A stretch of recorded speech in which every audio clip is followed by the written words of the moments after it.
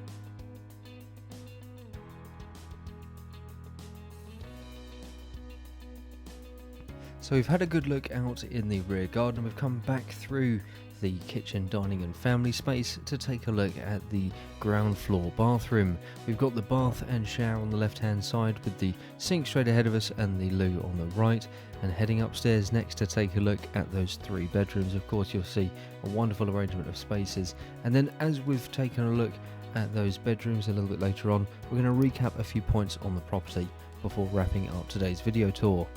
So coming through to the front here, a wonderful double-sized room, lots of light coming through from the window at the front there, nice little feature in the fireplace as well, so plenty of space to work with here in the main bedroom to the front.